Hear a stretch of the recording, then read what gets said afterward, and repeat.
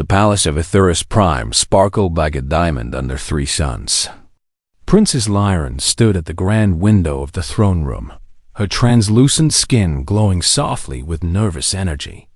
Today was important. Today, the humans were coming. She had never met a human before. None of her people had. The Ethorians had lived in perfect peace for 3,000 years, never venturing far from their beautiful world. They had no weapons, no soldiers, no concept of war. They didn't need such things. Her people could feel each other's emotions, share thoughts and feelings like ripples in a pond. There was no conflict when everyone understood everyone else. Lyran touched her chest, feeling the gentle hum of the collective consciousness that connected all Ethorians. It was warm and safe, like being wrapped in soft light. She had never been alone. Not really. She had never needed to be. "Daughter," her father's voice echoed in her mind before he spoke aloud. "The human vessel approaches." King Athlon sat on his crystal throne, his long silver robes flowing around him like water. He looked calm, but Lyran could feel his uncertainty through their empathic bond. The humans were unknown. Unknown meant unpredictable. Unpredictable made her father nervous, and his nervousness made her nervous too. The massive doors of the throne room opened. Lyran's breath caught in her throat. The human delegation walked in, and they were nothing like she expected. They wore dark uniforms with strange symbols on them. They walked with purpose, with heavy footsteps that echoed on the crystal floor. The Ethorians glided silently. These humans seemed to take up so much space, so much presence. But it was one human in particular that made Lyran's heart beat faster. He was tall and broad-shouldered, with dark hair cut short and eyes that seemed to see everything. Scars marked his face and hands, actual scars, evidence of pain and healing that her people would never bear. His uniform had more symbols than the others, and he carried himself like he was ready for anything. His name badge read, Commander Marcus Chun. "Your Majesty," the lead diplomat said, bowing.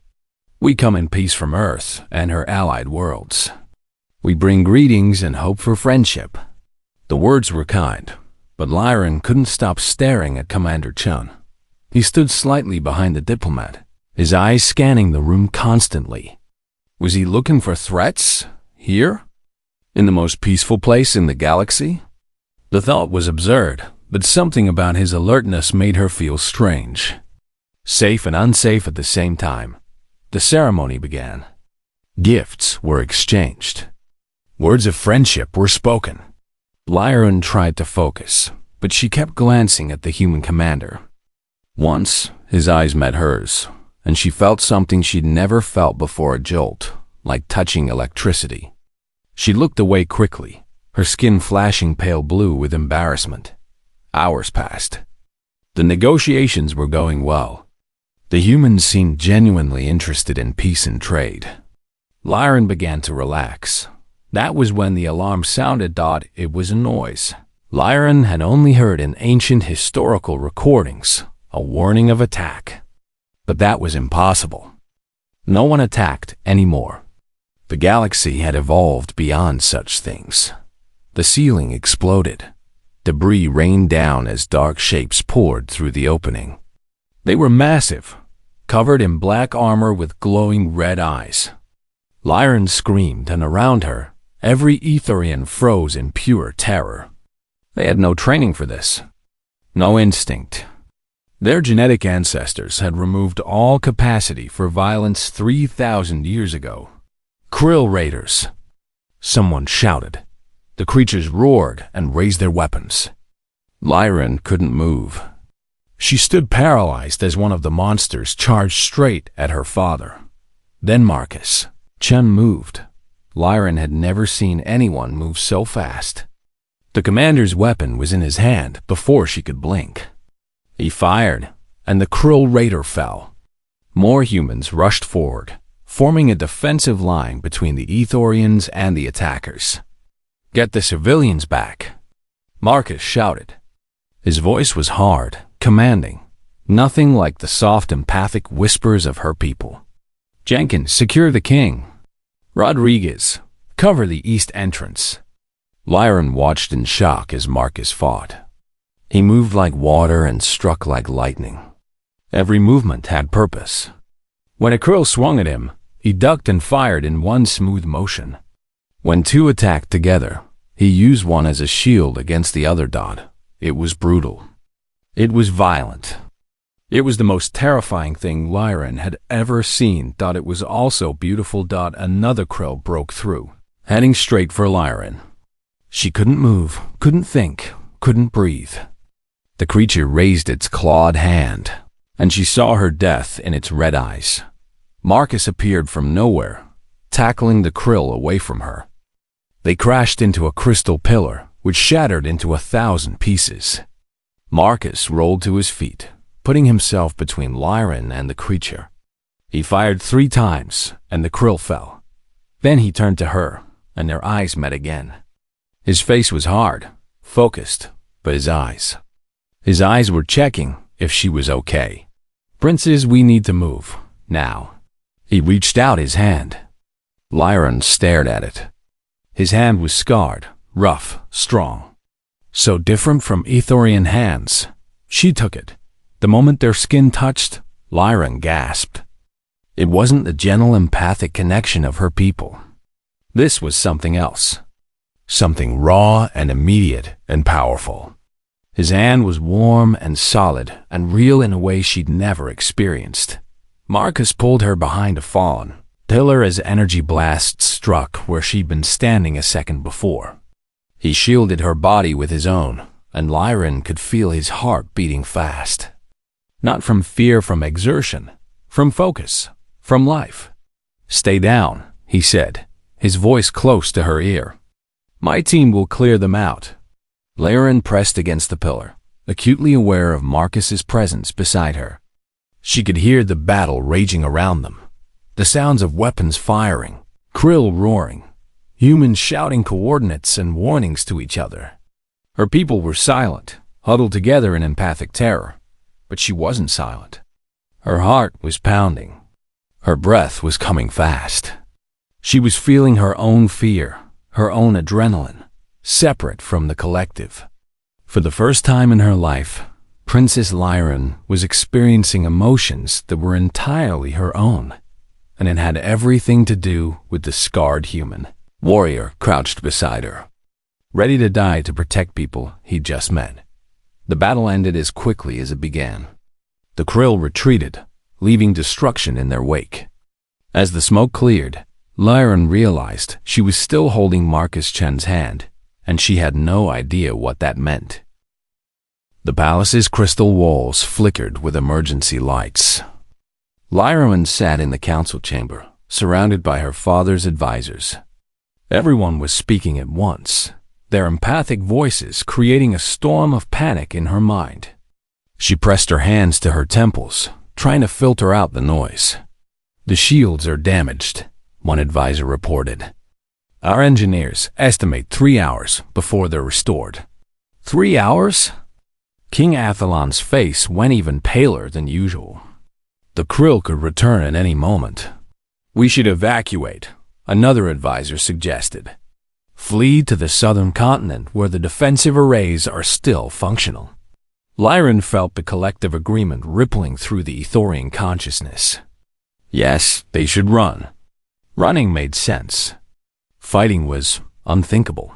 But then she remembered Marcus standing between her and death, unflinching. Your Majesty, Marcus's voice cut through the empathic chatter. He stood at the doorway, somehow both respectful and commanding. We've analyzed the krill attack pattern. They'll be back. They were testing your defenses. Then we must evacuate, King Athalon said. We cannot fight. We are not built for such things. Marcus stepped forward. With respect, sir, evacuation takes time. They'll hit you while you're vulnerable. They'll hit you while you're vulnerable. But if you let me help, we can defend this position. Defend? The king sounded confused, as if Marcus had suggested they learn to breathe underwater. Commander, we appreciate your valor, but you saw how my people reacted. We froze. We have no warriors, no weapons, no training. Then let me train you, Marcus said simply. The council chamber erupted in empathic shock. Lyron felt it like a wave: horror, disbelief, rejection. But underneath all that noise, she felt something else. Something small and quiet, coming from within her own chest. Curiosity. That's impossible, an advisor said. We cannot learn violence in 3 hours. Marcus shook his head. I'm not teaching you violence. I'm teaching you defense. There's a difference. Is there? King Athlon asked quietly. Yes. Marcus's voice was firm. Violence is hurting others because you want to. Defense is protecting what you love because you have to. Your people love each other, right? Love this world? Then you already have what it takes to fight for it. The room fell silent. Lyron stared at Marcus, her heart beating faster. Protect what you love. She'd never thought of it that way. Princess Lyron, Marcus said, turning to her. May I speak with you privately? Every head in the room turned to stare at her. Lyron felt her father's surprise, the council's confusion, her own nervousness. But she also felt that small, curious thing in her chest growing warmer. Yes, she said. They walked to one of the smaller chambers. Marcus closed the door, giving them privacy from empathic eavesdropping. Along with him, Lyron felt strangely exposed. Without the collective consciousness to hide in, she was just herself. I need your help, Marcus said. My help? Lyron was surprised. But I'm not brave like you. Marcus smiled slightly, and it transformed his scarred face. You grabbed my hand and let me pull you to safety during an attack. You're braver than you think. Lyron's skin flushed light pink and Ethorian blush. That was just survival instinct. Exactly. That's what I need to wake up in your people. Marcus began pacing. Your people are connected empathically, right? They feel what others feel. Yes, it's how we maintain perfect harmony. Then use it, Marcus said. If you can feel courage, truly feel it, they'll feel it too. I can teach you to think like a warrior, and you can share that with your people. I don't understand. Think like a warrior? Marcus stopped pacing and looked at her directly. Warriors don't fight because we love violence. We fight because we love something more than we fear dying. What do you love, princess? Lyron thought about it. My people. My father. This world. Our way of life. Then imagine losing all of it. The Krill don't just kill. They enslave, destroy, erase cultures. If they take this world, everything you love disappears forever. Marcus's voice was gentle but firm. Now ask yourself, would you rather die trying to stop that or live knowing you could have fought? The question hit Lyron like a physical blow. She'd never considered such a choice. Her people avoided discomfort, pain, conflict. But this wasn't about comfort. This was about existence. I would rather fight, she whispered, surprising herself. That's courage, Marcus said. That's what I need you to share. Over the next hour, Marcus taught her. Not how to shoot a weapon or throw a punch, but how to think. He taught her about tactical awareness, understanding her surroundings, seeing exits and cover. He taught her about calculated risk, knowing when to push forward and when to fall back. He taught her about unit cohesion, how working together made everyone stronger. But most importantly, he taught her about purpose. Every warrior needs a reason, Marcus explained. Mine is simple. I protect those who can't protect themselves. What's yours? Lyron looked at him, at this human who had traveled across the galaxy and still chose to defend strangers. I want to be someone my people can believe in. Not just a princess they serve, but someone who stands with them. Then be that person now, Marcus said. They need you. When they returned to the council chamber, Lyran stood straighter. She walked differently. Marcus had awakened something in her, and she let it flow through the empathic connection. King Athalon gasped. "Daughter, what? What is this feeling?" "Courage, father," Lyran said. Her voice was steady. "Commander Chun is right. We can defend our home. We must defend it." The Ethorians in the room felt what she felt: determination, purpose, willingness to face fear. It was foreign and uncomfortable and terrifying, but it was also contagious. "Tell us what to do," one advisor said, his voice trembling but willing. Marcus stepped forward and began organizing. He split the Ethorians into groups, teaching them basic defensive positions. He showed them how to use their palace's architecture for cover. He had human engineers work with Ethorian technicians to create improvised barriers. Lyran worked beside him, translating his tactical concepts into empathic impressions her people could understand. When Ethorians became too frightened, she projected calm. When they hesitated, she shared determination. Hours passed. The preparations came together. Marcus checked his scanner and looked up, his expression grim. "They're coming. 30 minutes, maybe less. Multiple ships." Fear rippled through the Ethorians, but this time, they didn't freeze. They moved to their positions, their movements clumsy but willing. Lyran found herself at a defensive position overlooking the main courtyard. Marcus beside her. The weight was agonizing. She could feel her people's terror, but underneath it, she felt their resolve. "Marcus," she said quietly, "why did you help us? You could have evacuated with your delegation." He was silent for a moment. "Because leaving people to die when I could help. That's not who I am. That's not who humans are." Lyran felt that warmth in her chest again, stronger now. It wasn't empathic resonance. This was something personal, something just for him.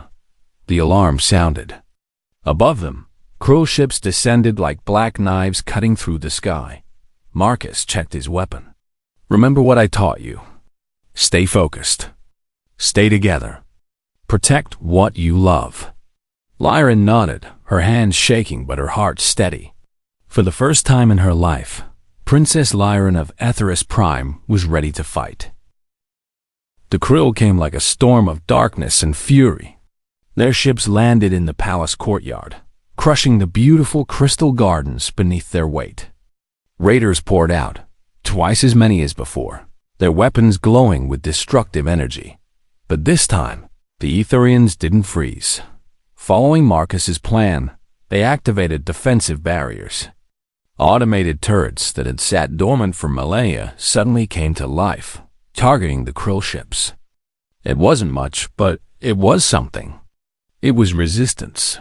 Lyran crouched behind a crystalline barrier, her heart pounding so hard she thought it might break through her chest.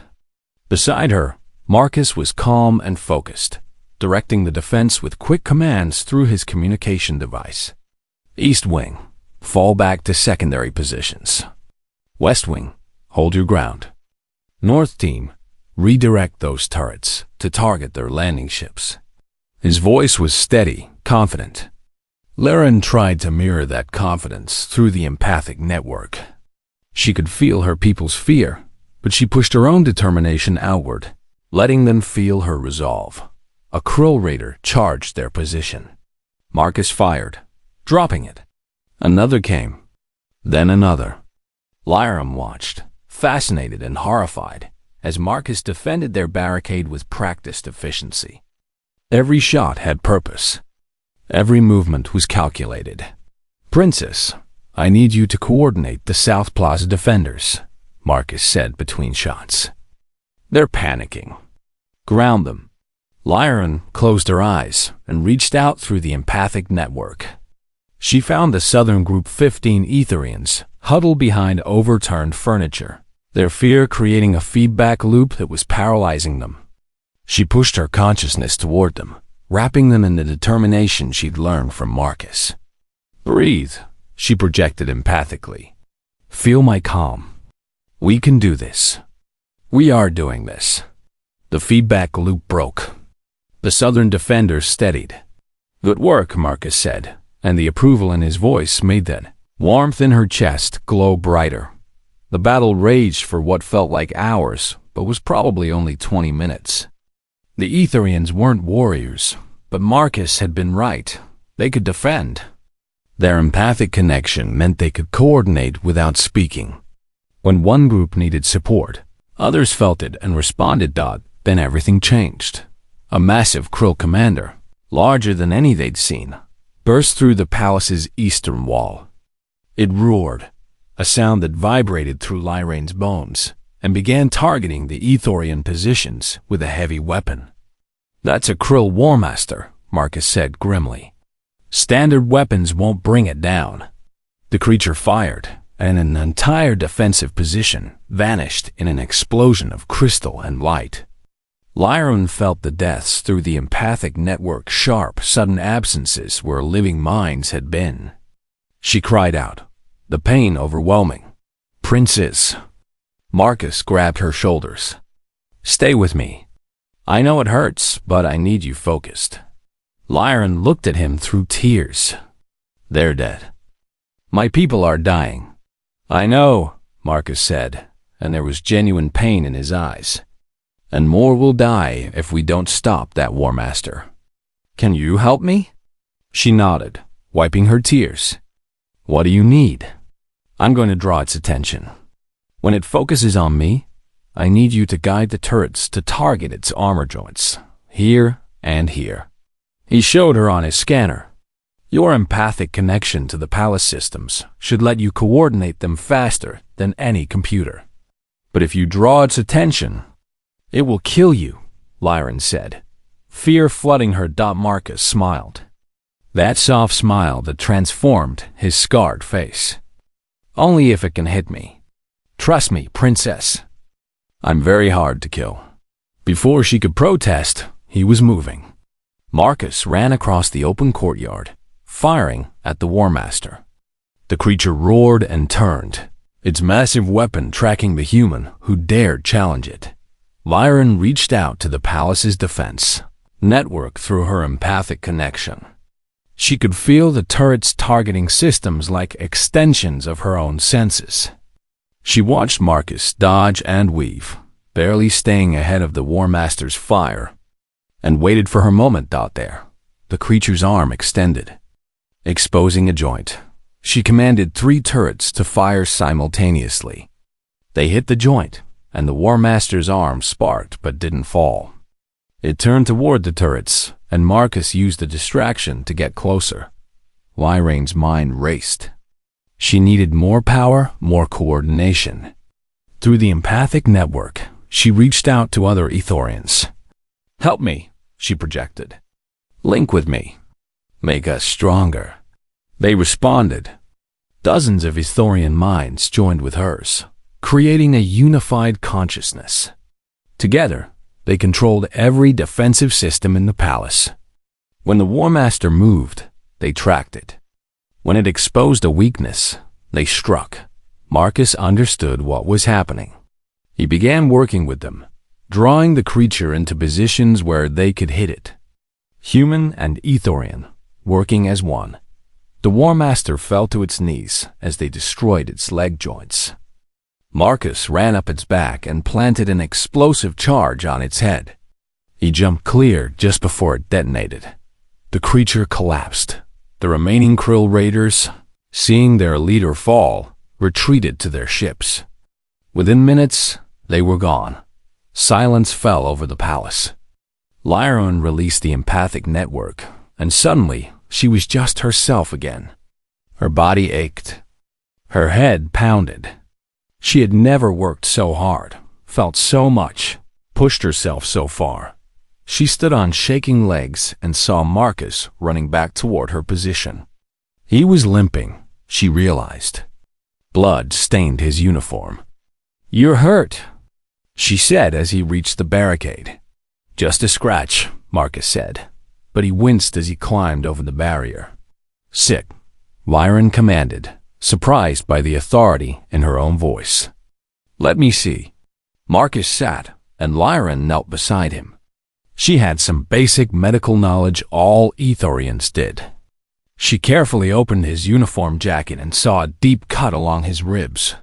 "This needs treatment," she said, her hands trembling as she applied a medical patch from a nearby kit.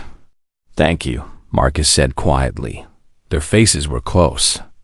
Lyran could feel his breath, warm against her skin.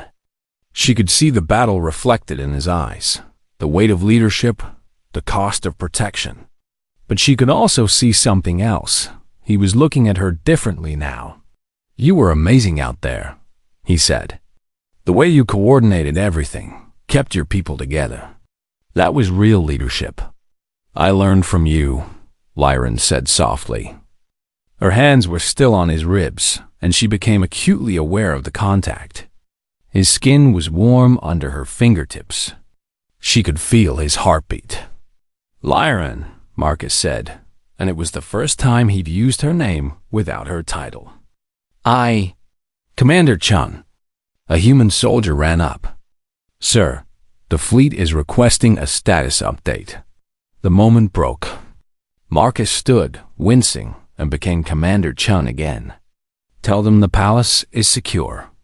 Krill retreated. "We'll need medical teams for the wounded." The soldier saluted and left. Marcus looked down at Lyran, something unspoken in his eyes. "I should check on my team. Make sure everyone's accounted for." "Yes," Lyran said. "Of course." He started to leave, then turned back. "Your people are lucky to have you, Princess. You're braver than any warrior I've known." Then he was gone, leaving Lyran kneeling behind the barricade with her heart racing and her hands still warm from touching him. She touched her chest, feeling that warmth that had been growing there. It wasn't empathic resonance. It wasn't collective harmony. This feeling was hers alone, bright and terrifying and wonderful. Princess Lyran had discovered something her people had engineered out of themselves 3,000 years ago. Something dangerous and beautiful that made her feel alive in a way she'd never known. She was falling in love with the human warrior, and she had absolutely no idea what to do about it. 3 days passed after the second attack. The palace was being repaired, the dead honored, the wounded tended. But the real change was harder to see and impossible to ignore. The Etherians had tasted courage, and they didn't know what to do with it. Lyra walked through the memorial garden where crystal markers honored those who had fallen. 17 Ethorians had died defending their home. 17 lights extinguished from the empathic network. She felt their absence like missing teeth, gaps where consciousness had been. "They died as warriors," Marcus said, appearing beside her. Lyran hadn't heard him approach. She was getting used to his silent movements, his warrior's grace. "We don't have a word for warrior in our language," she said quietly. "We had to borrow the human word." "You'll create your own word soon," Marcus said. "Languages change when cultures change. Is that what's happening?"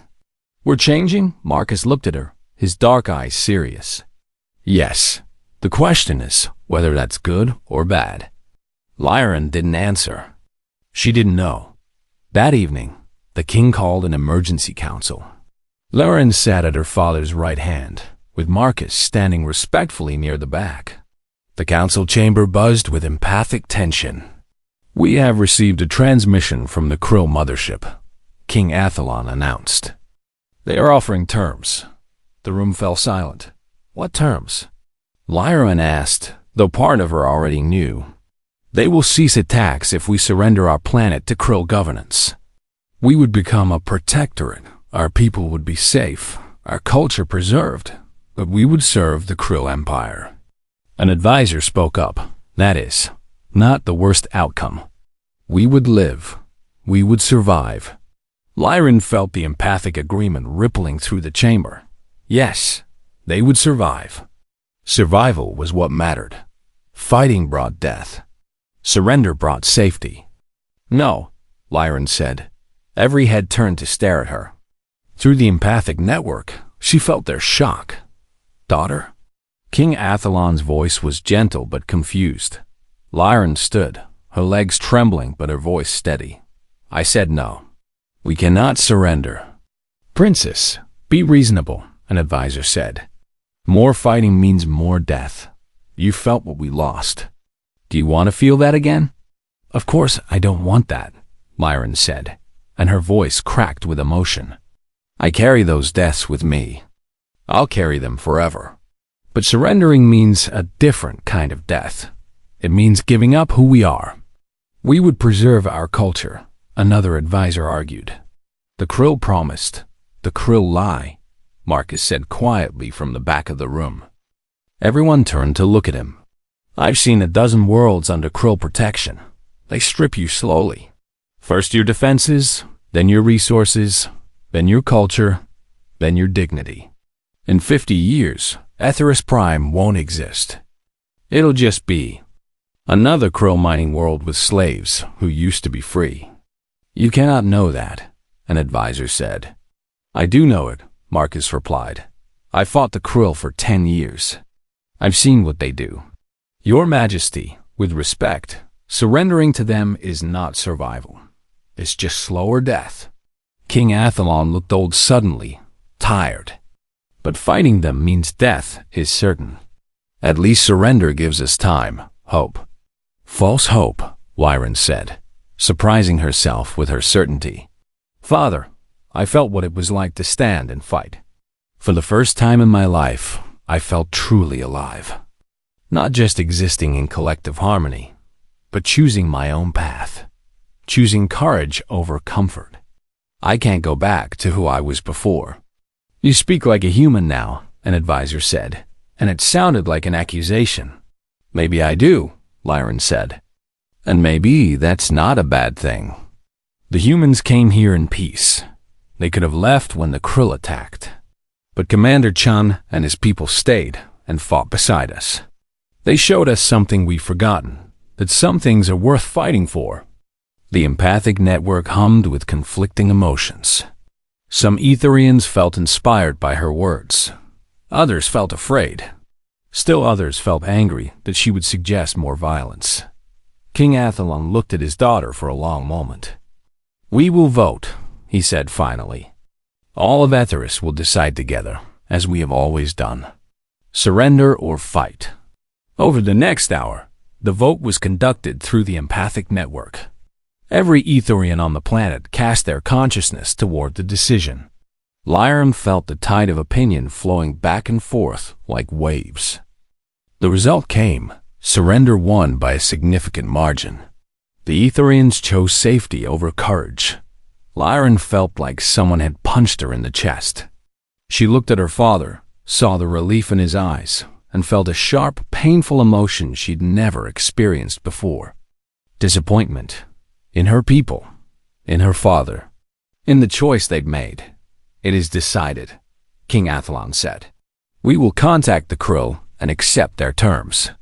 No, Lyran said again, but this time her voice was small. Marcus caught her eye from across the room. In his expression, she saw understanding and sadness. The council adjourned. Lyran fled to the palace gardens, no longer beautiful with their trampled flowers and broken fountains. She sat on a bench and let herself cry, not empathic crying, but her own tears, her own grief.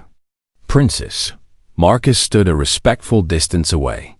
They chose surrender, Lyran said bitterly. After everything we did, everything we proved we could do, they chose to give up. Marcus sat beside her, careful to leave space between them. They chose what felt safe. Most people do. You don't. I'm a soldier. We're strange that way. He smiled slightly. But I understand their choice, even if I don't agree with it. I don't understand it, Lyran said. I felt what it was like to fight for something. How can they just give that up? Because they're scared. And fear makes people choose comfort over freedom every time. Lyran looked at him. What will you do now? Your mission was to establish diplomatic relations. There's nothing left to negotiate. Marcus was quiet for a moment. My fleet will stay in orbit until the transition is complete. Then we'll leave. We can't force you to fight. That's not who we are either. So you'll just leave us to the krill. We'll leave you to your choice, Marcus corrected gently.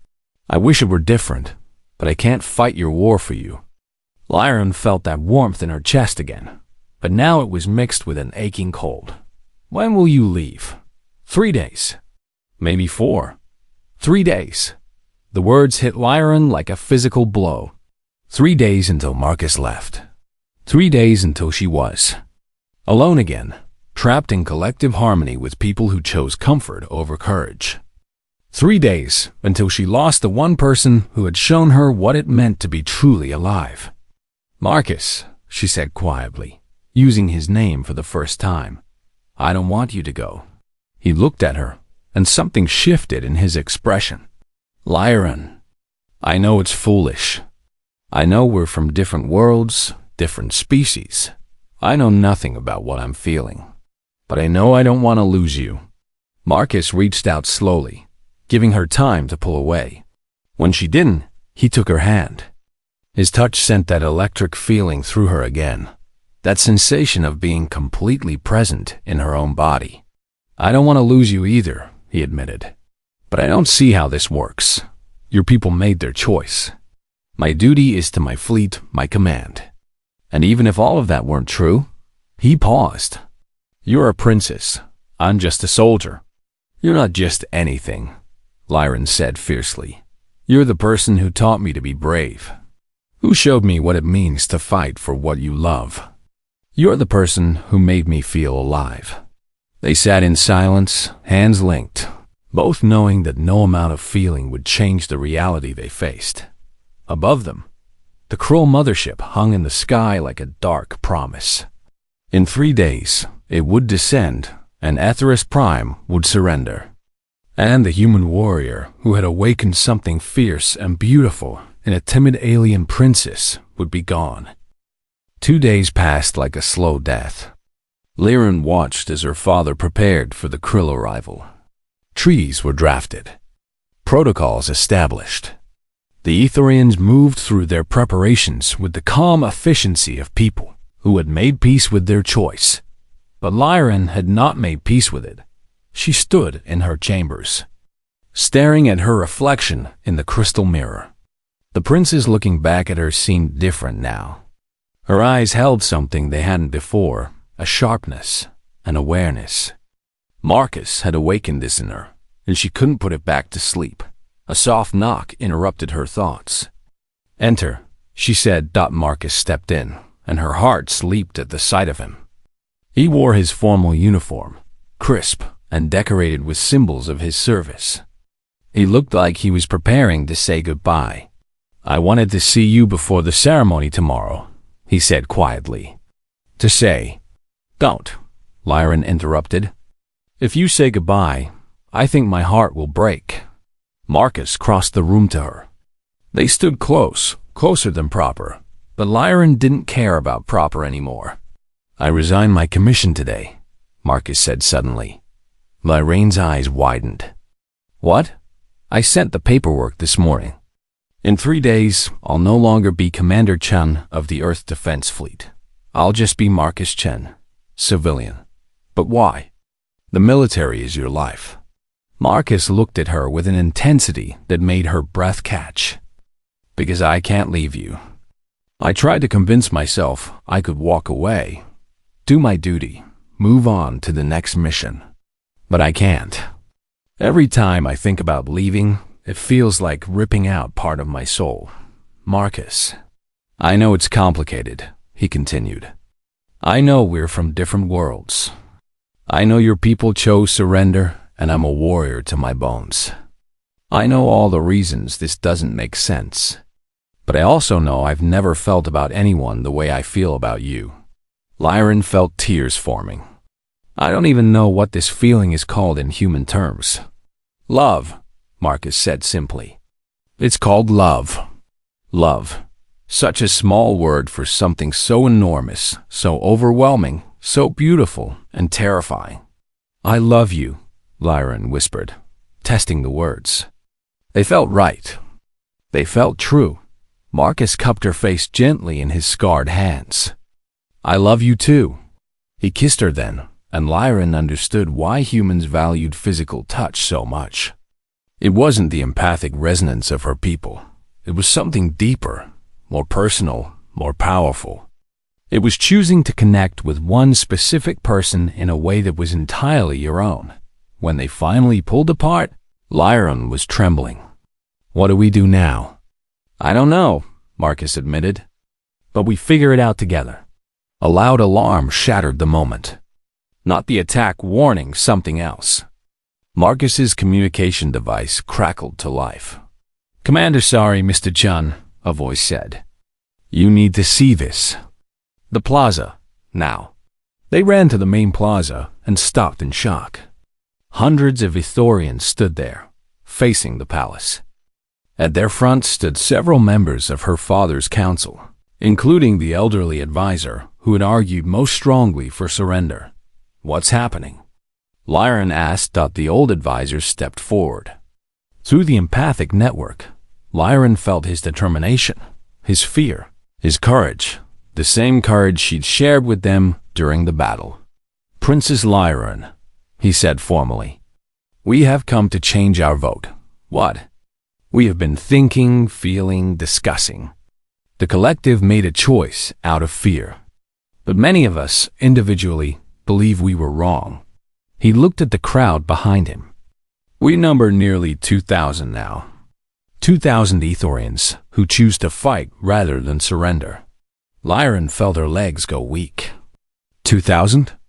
It is not the majority, the advisor admitted. But it is significant. We wanted you to know that you are not alone in your choice. We too have felt what you felt. We too want to be brave. Marcus stepped forward. 2,000 defenders, properly organized, can hold this palace indefinitely. The Krill know this isn't an easy target anymore. If you show them you're willing to fight, they might choose easier prey. King Athlon appeared on the palace balcony, his face pale with shock. Through the empathic network, Lyran felt his confusion, his fear, but also something else. Pride. In her. In his people who found courage. Father, Lyran called up to him. I know the collective voted for surrender, but these people have voted with their presence, with their choice to stand. You taught me that leadership means serving the people. Which people do we serve? Those who chose fear, or those who chose courage? The king was silent for a long moment. Finally, he spoke, his voice amplified across the plaza. I have been thinking about what a human word means. Democracy. It means the people choose. But it also means respecting those who choose differently. He looked at the gathered Ithorians. I cannot force the majority to fight, but I can allow those who wish to fight the freedom to do so. He turned to Lyran. Daughter, I name you Defender of Etheris. Those who wish to stand against the Krill may join your command. Those who wish to accept surrender may do so. We will be divided, but at least some of us will be free. Lyran felt the weight of leadership settle on her shoulders. It was terrifying. It was right. Thank you, Father, she said. The next day, when the Krill mothership descended, it found Etheris Prime split in two. The northern continent accepted Krill governance, but the southern continent, where the palace stood, rejected it. The Krill commander contacted King Athlon. You agreed to surrender. The northern continent has surrendered, Athlon replied calmly. But we cannot surrender on behalf of those who choose to fight. That would go against everything we believe. Then we will destroy the southern continent. You can try, said a new voice, Princess Lyran, standing beside her father. But it won't be easy. We have human advisors now. We have trained defenders. We have courage. And we have something to fight for. Are you sure you want to pay the price? The Krill were silent for a long moment. Then the mothership withdrew. The northern continent would become a Krill protectorate, but the south would remain free for now. The Krill would return eventually, But not today. Months passed. The southern continent transformed. Lyran trained every day with Marcus, learning to fight, to lead, to think strategically. Other Ethorians joined them. Slowly, they built something new, a culture that combined Ethorian empathy with human courage. They called themselves the Unified. The northern and southern continents maintained contact through careful diplomacy. Some families were split. Some relationships broken. It was painful. But it was also honest people choosing their own paths rather than following collective fear. One evening, Lyran and Marcus stood on the palace wall, watching the sunset. They did this often now, finding peace in quiet moments together. "Do you regret resigning your commission?" Lyran asked. Marcus smiled. "Not even for a second. I found something more important than duty." "What?" "Home." He looked at her. "You're my home now. This is where I belong." Lyran leaned against him, marveling at how natural it felt. "My people who stayed in the north think I've become too human. Have you?" She thought about it. "No, I've become myself. That's what you taught me, that I could be an individual, not just part of the collective. That I could choose my own path." "And what path did you choose?" Lyran smiled. "All of them. I'm Ithorian and human. I'm princess and warrior. I'm empathic and individual. I'm peaceful and fierce. I don't have to be just one thing." "That's what makes you amazing," Marcus said. They kissed as the sun set, painting the sky in colors that neither human nor Ithorian had words for. Below them, the Unified trained and lived and built a new future. Above them, stars twinkled with infinite possibility. Princess Lyran had been timid once. She had lived in fear, hidden in collective harmony, never knowing what it meant to be truly herself. But the human warrior had shown her something she'd never known: courage, love, individuality, choice. She had learned that bravery wasn't the absence of fear. It was feeling the fear and choosing to fight anyway. It was protecting what you loved, even when the cost was high. It was standing up when everyone else sat down. Most importantly, she had learned that she was enough. Not because she was perfect, but because she was willing to try. The timid alien princess was gone. In her place stood Lyram the Defender, warrior and diplomat, Ithorian and human-touched, princess and fighter, and she was exactly who she was meant to be. Marcus took her hand, their fingers intertwining. Two different species, two different worlds, choosing each other every single day. "Ready for tomorrow's training?" he asked. Lyran grinned, fierce and joyful. "Always." Together, they walked into the future they were building, one brave choice at a time.